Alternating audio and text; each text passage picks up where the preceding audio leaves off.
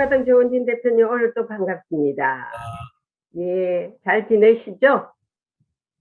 더위에 잘 예, 지내시죠? 예, 오늘은 서울은 비가 내리고 있습니다.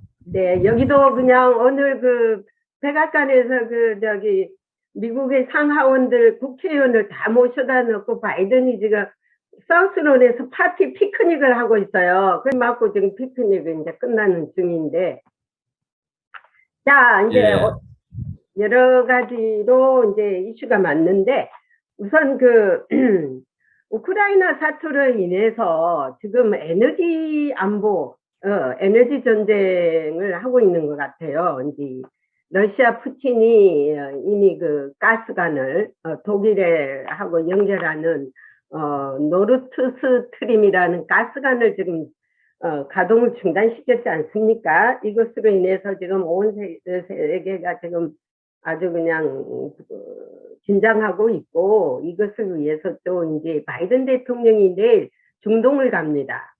중동 가서 에너지 문제를 좀 상의하고 이제 사우디아라비아에 가서 이 문제를 해결해가지고 13일부터 16일까지 중동을 향해서 갑니다. 그래서 이제 이스라엘과 중동을 떠나는데, 이 문제로 인해서 지금 한국은 어떤 영향을 미치고 있습니까? 에너지 문제에 대해. 지금 그 코로나 사태 이후에 이제 전체적인 세계적인 물류 공급망이 무너졌지 않습니까? 네, 공급망 시스템이 이제 작동을 안 하고 있고, 또 네, 하나는 러시아 코로나 침공에 따라서 현재 유가, 음, 기름값이 혹은 또 식량 문제 음, 이런 부분들이 외부적인 영향으로 지금 물가가 치솟고 있는 상황이고요. 네, 현재 대한민국의 소비자 물가가 한 6%, 음, 또 생활 물가는 약 한 7% 정도 이렇게 올라가고 있는 상황입니다. 지금 네, 배럴당 유가가 한 135불 정도를 예상하고 있는데, 뭐 예상하는 그 시각에 따라 조금 달라요. 중동이 이제 기름을 풀면서 100불 조금 넘어갈 거다. 100불에서 135불 사이가 될 거다. 이런 얘기도 있고, 혹은 여름 성수기 상황이 되면은 160불까지 갈 수 있다. 이런 부분들이 있어서 지금 국민들이 지금 휴가철이 되고 지금 폭염이 막 몰려와서 야외 나들이들이 되게 많은 편인데, 예, 아무튼 국민들께서도 약간 긴축을 하는 방향으로 가야 되지 않느냐 이렇게 보고 있습니다. 네, 그렇군요. 그래서 이제 이게 장기전으로 가는 경우는 상당한 이제 애를 묶을 것 같습니다. 이제 이번 바이든 대통령이 이제 중동 가서 일을 잘 해결할 것 같는데요. 한번 두고 봅시다.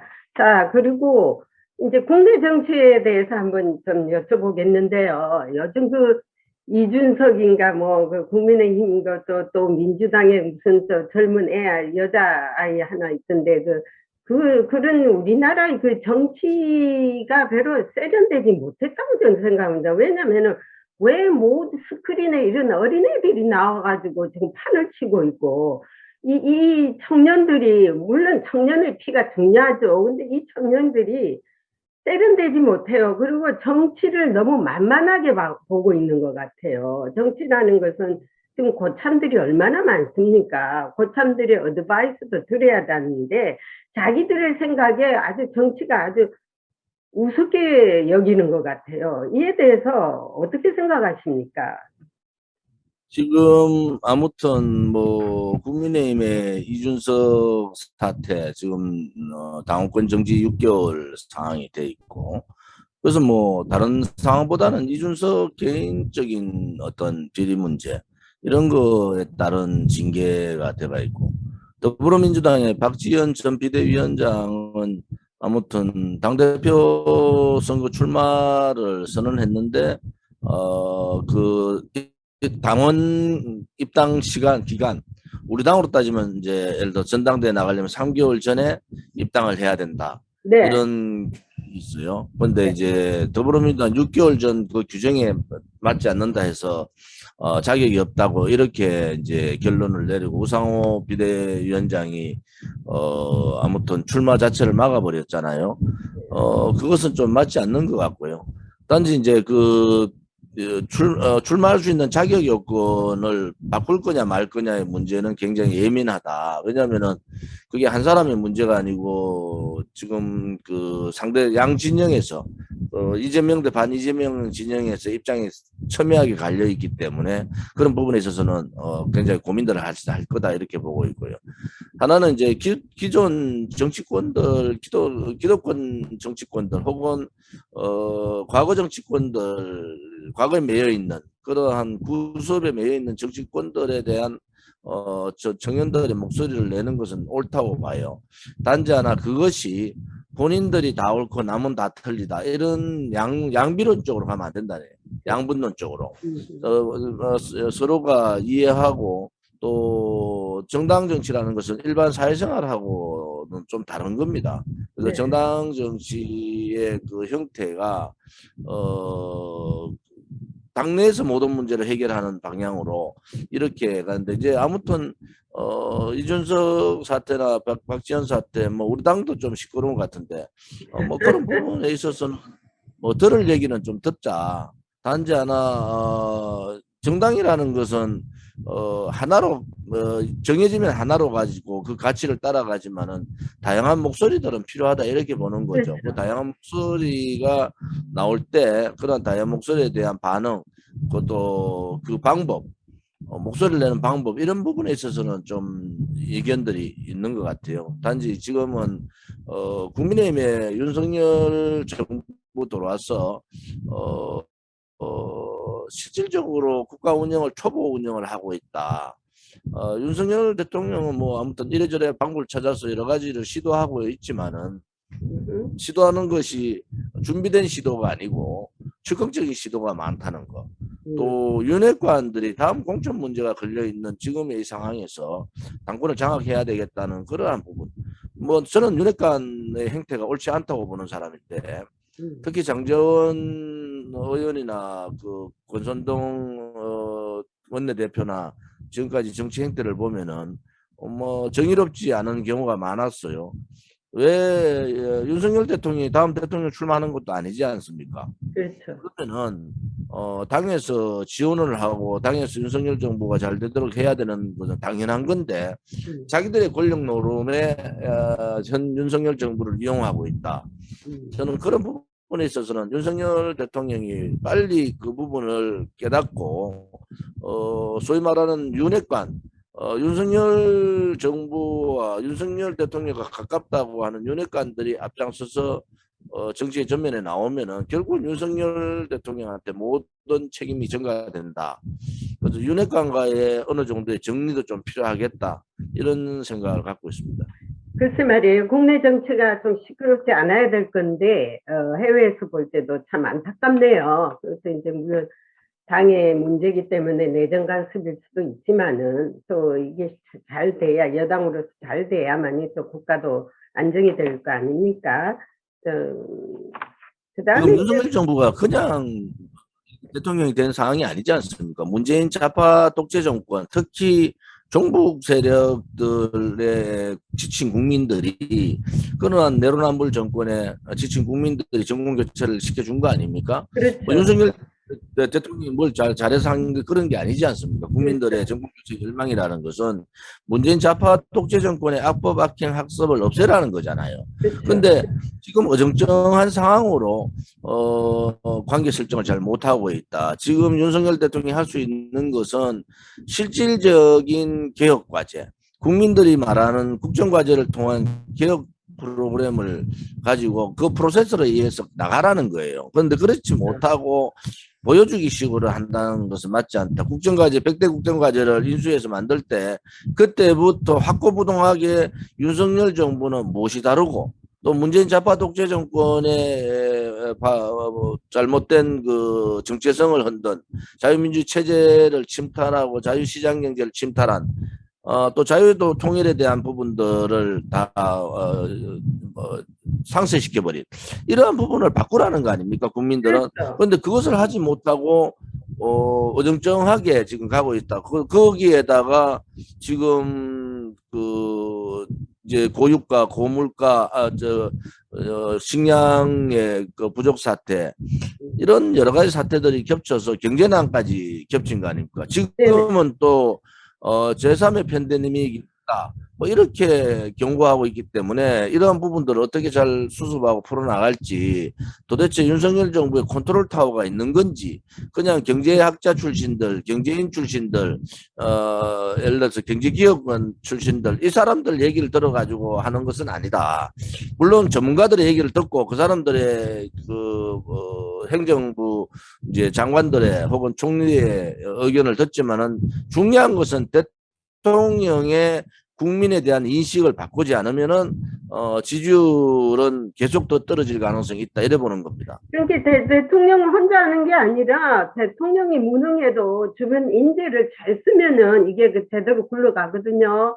근데 지금 보니까는 주변에 별로 그런 전문가들의 조언이 없는지, 아직은 2개월 때문에 아직 많은 시간이 남았지만은, 문재인 정권 당시 국가안보 문란죄 아시다시피 우리 국민들이 얼마나 속았습니까? 북한에 대해서, 자기들이 북한 눈치 보기에 대해서 북한에 비유 맞추느라고 온 국민들이 거기 시달려 가지고 그냥 나라를 잃을까봐 얼마나 마음 조였습니까? 그러면 윤석열 정부가 적어도 문재인의 이런 국가 안보를 위기에 처한 거에 대한 것을 확실히 하고, 지난 문재인 정부는 적폐청산이니 뭐니 한다면서 한 2년 동안은 모조리 그냥 김정은이가 싫어하는 우리 안보 수장들이라든지 여러 사람들을 감옥에 다 였지 않습니까? 플러스 박근혜 대통령 탄핵도 하시고.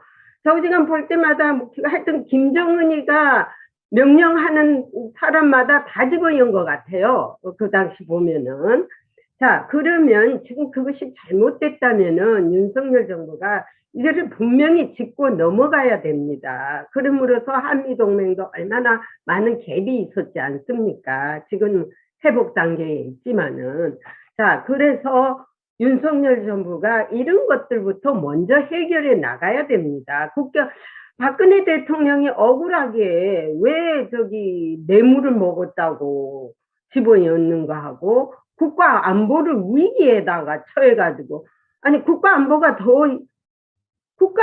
흔들리면 있냐 죽냐 사느냐의 문제예요. 국민들한테 직접적인 타격이 문제인데, 이 일에 대해서 윤석열 정부가 앞장서서 나가야 할 것이라고 저는 생각합니다. 그러니까 이제 윤석열 정부가 좀 혼돈스럽다는 것이, 예를 들어서 서해 공무원 탈북 조작 사건, 이 문제를 건드렸지 않습니까? 그걸로 인해서 박지원 전 국정원장을 지금 국정원 자체에서 고발한 상태고, 네. 또 하나는 탈북 어민에 대한 강제 북송 문제, 이 부분에 대해서도 서훈 안보실장에 대해서 국정원에서 고발했단 말이에요. 네. 그건 뭘 의미하느냐? 아무튼 안보 부분에 대해서 과거 문재인 좌파 정권하고는 다르게 방향을 바꾸고 있는 건 맞아요. 단지 하나, 이제 그러면은 우리가 기본적으로 윤석열 대통령, 윤석열 정부에서 이 두 가지 사건을 가지고 하는데, 그보다 더 중요한 것은 문재인 정권이 그동안 가짜 평화쇼를 통해서 얼마나 많은 이 쇼들을 했습니까? 또 하나는 4.27 판문점 선언에서 했던 USB, 그 USB의 내용에 국민을 동의받지 않고 수십조를 북한에 제공하겠다, 이런 부분에 대해서 확인을 밟고 그것이 실질적으로 국가 반역죄에 해당되느냐, 이런 부분에 대해서도 좀 검토를 해야 된다. 두 번째는 윤석열 정부가 안보 문제에 대해서 그래 가는데, 또 지금 권영세 통일부 장관은 또 다른 얘기를 했단 말이에요. 4.27 판문점 선언이나 9.19 군사합의, 그다음에 중국에 대한 산불 정책, 이러한 문재인 정권의 잘못된 정책들을 성계하겠다고 얘기했단 말이에요. 이것은 대단히 잘못된 거다. 이 부분부터 빨리 윤석열 정부 내부에서 정리를 해야 된다. 우리 공화당 입장에서는 문재인 정권에서 종북 행각을 했던 것은 많이 뭐 평양 올림픽을 만들어 반대 투쟁을 했고, 또 하나는 4.27 판문점 선언에 대해서 제가 공개적으로 문재인 정권에 대해서 질타를 하고 이것은 반역 행위일 수 있다. 또 9.19 군사합의는 미국과 협의되지 않은, 혹은 우리나라의 최소한의 방어 장치조차도 해제해버린 그러한 잘못된 그 협정 아닙니까? 협의 아닙니까? 이런 부분에 대해서 바로 잡아야 된다. 또 중국에 대해서도 아니 한미동맹을 강화하겠다고 윤석열 정부가 얘기하면은 중국에 대해서 삼불 정책을 했던 그 부분부터 뭐 당장에 그것을 이렇게 한다면 중국과의 관계가 좀 어렵겠지만은 그 다음에 MD 체계를 강화해야 되는 거고, 또 한미 군사훈련 뭐 당장 재개해야 되는 거 아닙니까? 뭔가 달라 보여야 되지 않습니까? 또 하나는 북한이 알레르기 반응을 보이고 있는 대북 전단지, 이 부분에 대해서 전향적인 입장을 밝혀야 되는 겁니다. 정권은 바뀌었는데 그냥 사건 물론 두 사건 자체가 인권의 문제이기 때문에 그것을 다시 재조사하는 거는 옳습니다. 서해 탈북 조작 사건이나 탈북 어민 그 강제 송환 뭐 북송 문제, 이거는 재조사하는 게 맞지만은 큰 틀의 외교에 있어서의 잘못된 부분, 이 부분에 있어서는 빠른 시간 내에 제자리를 돌려놓는, 그래야지 국민들이 문재인 정권하고 윤석열 정권이 확연하게 다르다 하는 걸 느낄 수 있지 않습니까? 그런 부분에 있어서 우리가 좀 더 신경을 써야 되고, 또 하나는 문재인 정권에서 불법적으로 대북 송금 혹은 대북 지원을 위해서 밀거래, 네. 원유 밀거래라든지 식량 밀거래라든지 이런 밀거래에 대한 상황들을 빨리 긴밀히 수사팀이 붙어줘서 조사를 해야 된다. 왜냐하면은 지난 문재인 정권 때도 그러한 사건들이 터져가지고, 그런 한미 공조를 통해서 얼마나 많은 밀거래를 통해서 북한에 돈이 제공됐는가, 그렇죠. 또 우리가 모르는 여러 가지 미국의 정보들이 있을 거 아닙니까? 그 한미 공조라는 게 뭐겠습니까? 이제는 미국과 공조를 통해서 문재인 정권의 5년 그 잘못된 그러한 그 악행들 혹은 종북행위, 종중행위, 이러한 부분들하고 단절하는 거 아니겠습니까? 그렇죠. 그래서 그렇게 단절하지 않고 그냥 한쪽에서는 좀 벽을 치는 듯하고 큰 중요한 뭐 판문점인 선언이나 9.19 군사합의나 삼불 발표라든지 이런 부분은 큰 거는 그냥 개성해 가겠다, 이것은 맞지 않다고 보는 거죠. 그래서 지금이라도 권영세 통일부 장관이 이 부분에 대해서 면밀하게 조사하고 잘못된 부분에 대해서 바로 잡겠다라는 그 말을 다시 할 필요가 있다, 이렇게 보는 거죠. 예, 저 오늘 인터넷에 뭐 뜨는 거 보니까 북한이 그런 말을 했더라고요. 만약에 미국의 전략자산, 핵자산이 와서 한국과 무슨 훈련을 한다면은 개성공단보다 더 엄청난 폭발가 있을 거라고 아주 위협을 했더라고요. 자, 그러면 개성공단을 폭발을 시켰는데 거기에 두고 온 여러 장비를 가지고 북한이 지금 수시로 가동을 하고 있다는 지금 정보가 있더라고요. 뉴스도 있고. 그리고 이제 거기다가 두고 온 몇십 대의 버스가 있대요. 이제 왔다 갔다 하는 인플로이드를 운반하는 그 버스를 북한이 지금 몰래 사용을 하고 있대요. 저기 평양에 굴러다니는 게 몇 대가 있다. 아니, 이럴 지경이 되도록까지 야당은 뭐 했으며, 그 당시 야당이 지금 윤석열 정부인데, 이것이 지금 국민의 혈세 아닙니까? 국민 혈세가 지금 평양에서 굴러다니고 자기들 멋대로 그 폭발시키고 이래도 지금 아무 말을 안 하고 있다는 것이, 이거는 좀 너무하지 않습니까? 어떻게 보십니까? 아무튼 뭐 통일부에서 면밀히 조사 검토하겠다. 그런데 이제 정황상으로 보면은 개성공단을 이제 나무 공장을 자기가 도둑질해 가지고 지금 그렇죠. 재생산하고 있는 거 아니에요. 네, 그렇죠. 그렇죠. 그 엄연히 그 투자한 쪽은 한국 기업이고 또 한국 대한민국 자산이죠. 정부가 지원이 가 있고, 또 그러면은 한국의 자산을 무단 침범해가지고 하는 도둑놈들이죠, 도둑놈들. 그러면 이 도둑놈들이 하는 짓들 아닙니까? 원래 뭐 김일성 때부터 김정일이나 김정은이나 다 도둑질을 하는 그러한 사회고 국제 관례적으로 있을 수 없는 일들을 하고 있는 거죠. 개성공단에 그 철수를 했으면은 봉쇄를 시켜놓고 다 철수했지 않습니까? 그런데 북한이 가동을 해서 자기들 물건을 생산하고 그것을 또 인민들한테 팔고 그러면요. 필요한 그러면은 뭐 북한에서 또 중국 쪽으로 나갈 수도 있고 하나는 또 금강산도 마찬가지예요. 금강산도 자기들 것이 아니잖아요. 그런데 금강산 자기 마음대로 폭파하고 또 뭐 재개발하고 이렇게 하는 것은 북한이라는 집단은 국제사회와의 고립뿐만이 아니라 국제적인 기본적인 관례 자체를 다 무시해 버리는 거다. 그러니까 쉽게 말해서 동생이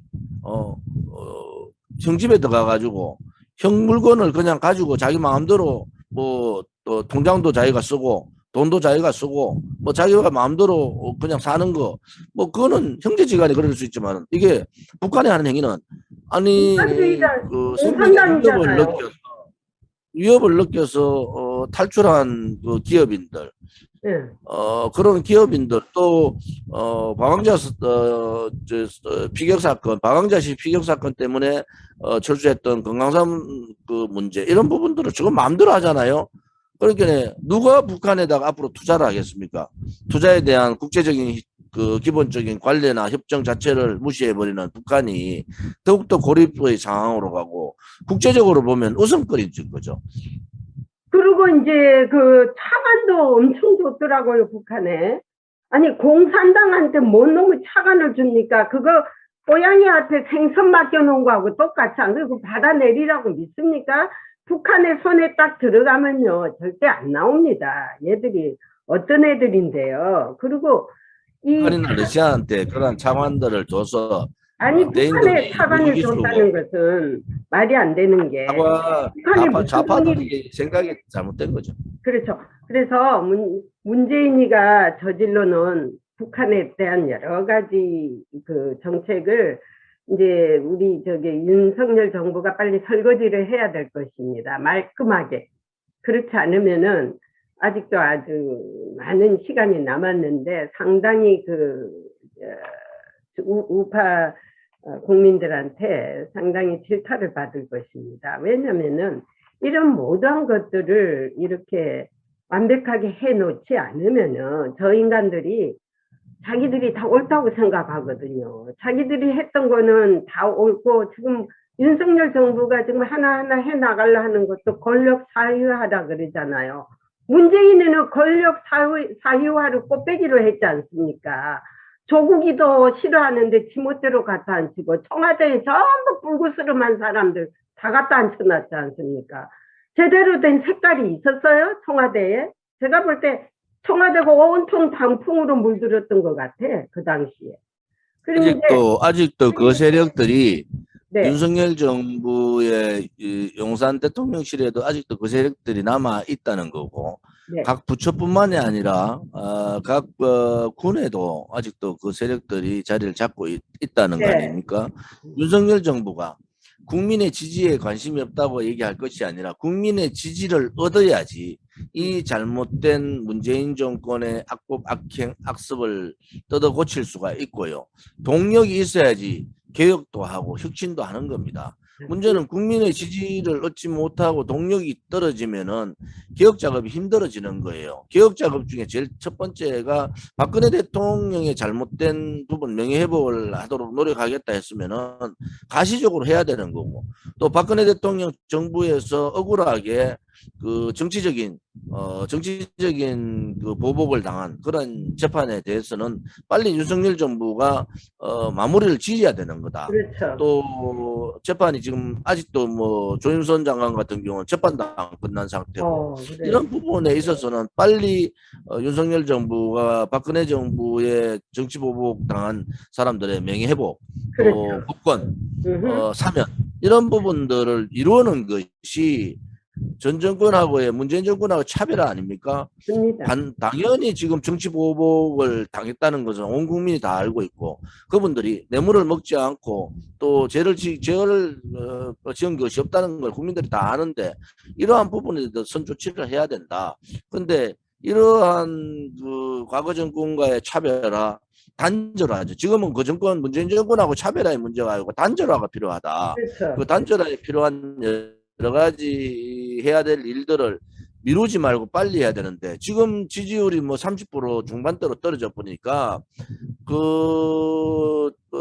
개혁 과제뿐만이 아니고 이러한 뭐 지금 연금 개혁이라든지 노동 개혁, 교육 개혁, 공공 개혁 이런 부분들을 추진할 수 있는 동력이 떨어져 버렸어요. 음흠. 제가 어제 발표를 했는데 보도자를 냈는 것도 박근혜 정부 때는 박근혜 정부는 개혁 정부였어요. 그렇죠. 실질적으로 공무원연금 개혁뿐만이 아니고 노동, 그다음에 공공기관, 공공개혁, 또 금융개혁, 교육개혁을 다 시도했던 정부고 하나하나 그 성과를 내는 상황이었거든요. 그러면은 그러한 부분에 있어서 좀 더 면밀히 박근혜 대통령 정부의 박근혜 정부의 그 개혁 과제들을 좀 들여다봐라. 그렇죠. 그게 답이 다 있는 겁니다. 다른, 그리고 본인들이 뭐 윤석열 대통령이 갑자기 준비되지 않고 갑자기 대통령 된 건 맞잖아요. 그런데 제가 가장 우려하는 것은 윤석열 대통령한테 실질적으로 국가 전체 국가 운영 전반에 대한 조언을 하고 또 컨트롤을 할 수 있는 그런 컨트롤 타워가 있는가? 음. 대통령이 모든 일을 다 할 수는 없어요. 한 그렇죠. 가지 안보 문제만 해도 머리가 터지는데 외교 문제까지 지금 겹쳐가 있는 상태 아닙니까? 그러면은 이러한 부분에 의해서 컨트롤 타워를 빨리 정립할 필요가 있다. 또 하나는 지금 뭐 레드팀을 새로 만든다 이렇게 얘기하는데 항상 모든 정부에서는 어떤 문제가 발생할 가능성이 있다. 네, 그리고 체크리스트를 해가면서 그러한 경고음을 올릴 수 있는 그러한 준비된 팀들이 필요합니다. 그렇죠. 그런 팀들을 빨리 만들어서 김건희 여사 부분 문제 혹은 또 윤석열 대통령의 그 여러 가지 행태 혹은 국민들 정서에 동떨어지는 정책 발언들 또 국민의힘의 지금 행태 이러한 여러 가지 부분들을 빨리 그런 부분들을 컨트롤할 수 있는 그런 컨트롤 타워를 만드는 것이 중요하겠다 이렇게 보는 거죠. 여기 기자들도 그렇고 오바마 때 그 행정부에 있던 분들도 박근혜 대통령이 다시 한번 정권을 하기를 은근히 바라더라고요. 박근혜 대통령이 여성 정치인으로서도 그래도 성공적으로 했지 않느냐 이런 얘기들을 많이 하더라고요. 그래서 이제 조만간에 우리 박근혜 대통령님이 어떤 포지션을 가질지 모르겠지만은 한번 지켜보고요. 그리고 이 윤석열 대통령 뭐 안 사람인지 그 영부인인지 하는 그 사람은요 좀 영부인 교육을 좀 받아야 되겠습니다. 영부인 수업이 너무 안 돼가 있어가지고 너무 또 일찍 바깥에 그냥 여러 가지 대외적인 데를 나와가지고 실수를 많이 한 것 같아요. 이야기 들어보면은. 그리고 이 사람이 자세가 왜 그리 건들건들 합니까? 그 영부인이라는데 자태가 참 상당히 중요하거든요. 근데 제가 그걸 한번 기록을 봤더니만은 역시 그 자태가 그렇게 건들건들 하더라고요. 그런 점에 대해서 조금 지금 문제는 뭐 윤석열 대통령이 대통령 되는 순간에 대한민국의 퍼스트 레디의 자리를 앉으신 거예요. 네. 또 하나는 제가 여러 번 얘기하는데 소위 말하는 김건희 여사 팬클럽 당장 해체시켜라. 본인이 내 팬클럽 필요 없다.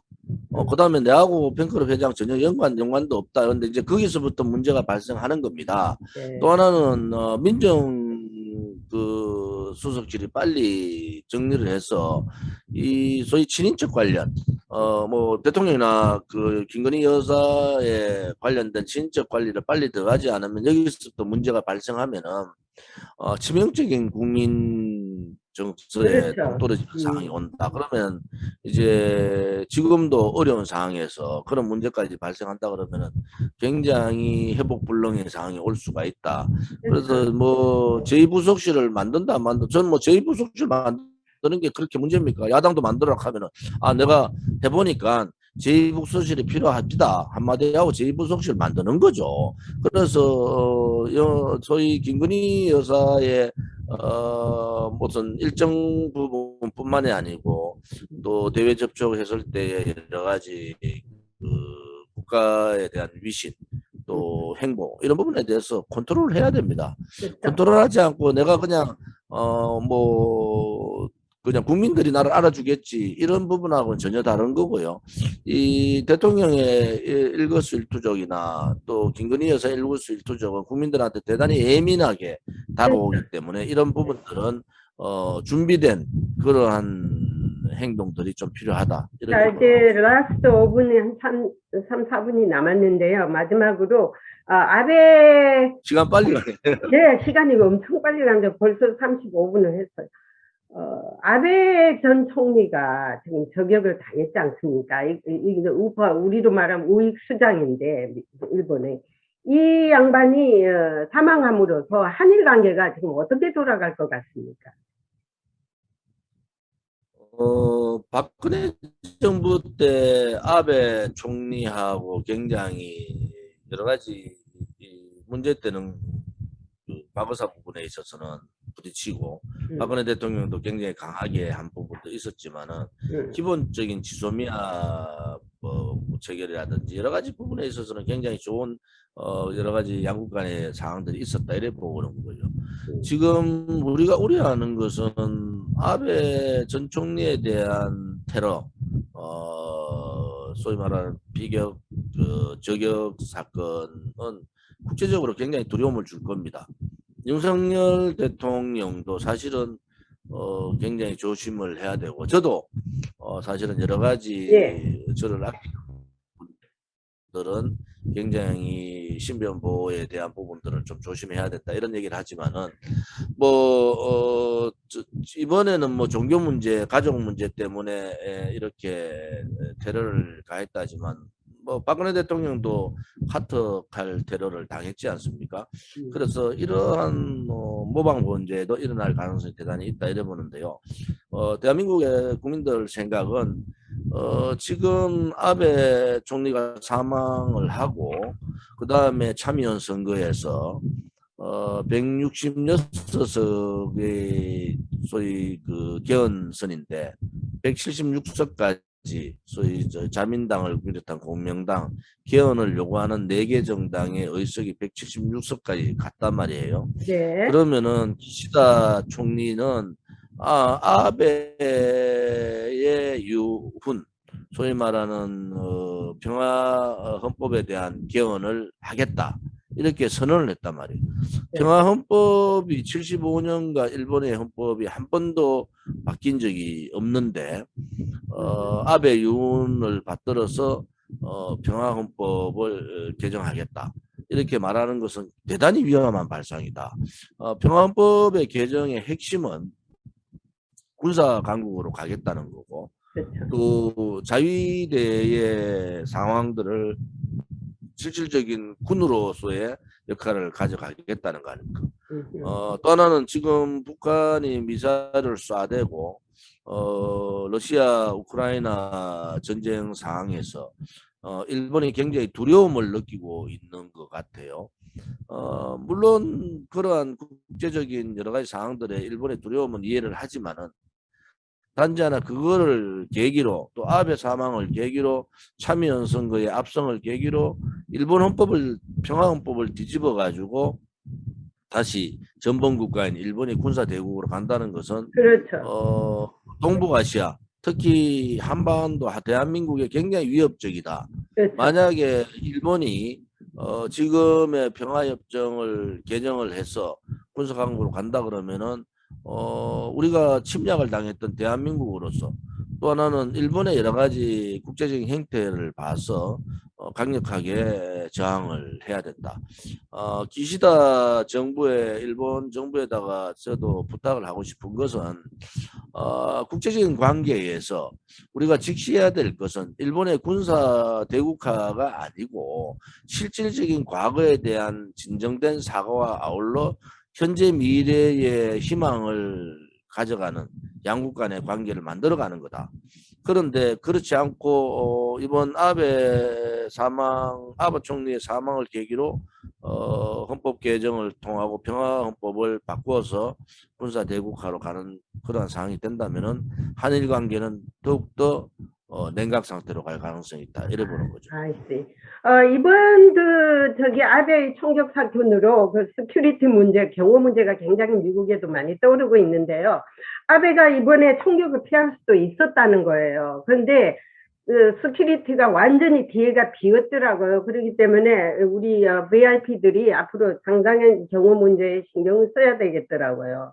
그래서 이제 또 한 번의 경악을 울리는데, 이름으로써 우리가 일본과의 관계도 사실은 아베가 너무 우익으로 가다 보니까, 이번에 G7이나 나토에서도 정상회담 못했지 않습니까? 양국에. 그것도 다 아베가 못하게 해서 했다는 얘기도 들려요. 그리고 그 정신 나간 놈은 그 종교 문제 때문에 자기 엄마를 쏘든지 안 그러면 종교 지도자들을 쏘아야지 왜 대통령을 쏘입니까? 왜 다 그만치 허술한 것이 뚫렸기 때문에 그런 일이 일어났으니까 앞으로 우리 대표님께서도 경호 문제에 신경을 쓰시고요. 또 우리 대표님께서 정치권에 메인스트림에 빨리 들어가셔서 큰 목소리를 좀 내줬으면 좋겠습니다.